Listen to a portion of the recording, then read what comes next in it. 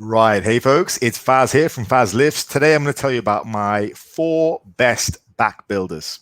All right. So, firstly, thanks for joining me on my channel. Go ahead and leave a comment down below or a question of your own.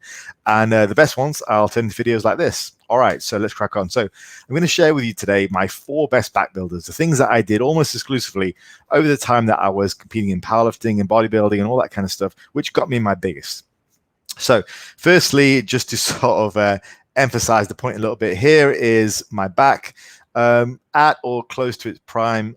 This was probably at the tail end of my powerlifting days, towards the high end of my bodybuilding days, and at sort of a midway through a cutting phase. You can see pretty lean, quite a lot of good definition there, and good size in all the right areas.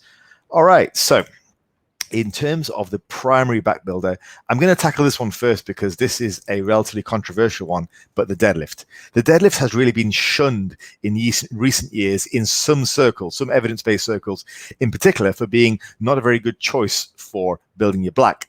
I disagree. I think it's an excellent choice, and that built the majority of my back.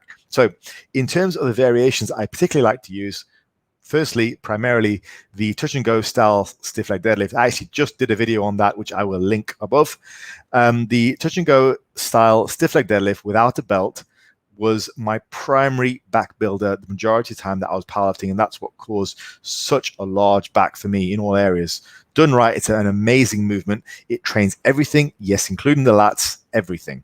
And I know you've got loads of people out there who say it doesn't, but it's an amazing choice for building the back. And if you are efficient at doing the movement, you can also do it fairly frequently for high volume as well. So first variation was a stiff leg deadlift, touch and go style. Second deadlift variation was the stiff leg deadlift done paused. And as I explained in the video, I have a way of periodizing that, and I treat them really as 2 separate exercises. Third exercise was deficit deadlifts. So I would stand on a plate and I would pull to give me a longer range of motion. Now, what's the commonality between the first 3 variations that I would use? The commonality is more time under the bar relative to regular deadlifts, more of a range of motion relative to regular deadlifts. Deficits give you a longer stroke. Stiff leg deadlift, touch and go, or paused give you a much longer angle of the back than an actual regular deadlift. And finally was the below the knee rack or block pulls. I didn't utilize these as much, but this was probably the last thing which I would consider to be somewhat useful. Notice how with most people deadlifting, this is the first thing they go for. It's the one which allows them to load it up with as much weight as possible. What you should be trying to do to build your back and to build your deadlift is to use variations which let you use less weight, not more. You're not looking to overload on assistance exercises. Well, if your assistance exercise is stronger than an exercise you're trying to get stronger on, well, you don't need to do it because it's not a weak area, right? Just logic. So yeah, below the knee rack or rack pulls or block pulls, they're okay, but they're not in the same league as the first 3. Those are money for building your back and building your deadlift. All right, next up, we've got here chin-up variations. Chin-up variations were, in terms of direct upper back work, were predominantly the thing that I did the most of. Now, the reason for that being, well, I did a lot of deadlifts, so I didn't really need to do a lot of rows. Chin-ups where I put most of my attention. And my primary one that I would do lots of is the weighted chin-up with the underhand shoulder width grip. That gave me a great lat workout, great whole back workout, and also touched the biceps a little bit as well. Secondary to that would be the neutral grip chin-up. And lastly would be the underhand pull down. I am not a fan of overhand or wide grip work for building the entire back at all. I think it's pretty good. They're pretty good for building the upper back, as in the traps and the rhomboid area. I don't think they're particularly effective for building the lats. Like, they still work the lats, you know, I'm not saying that. But I think if you want to get your lats through a fuller range of motion and work them harder and work them to a better contraction, you're better off doing something like a weighted chin up where you have an underhand grip and you're more like shoulder width. That's my thoughts. All right, next up we've got pullovers.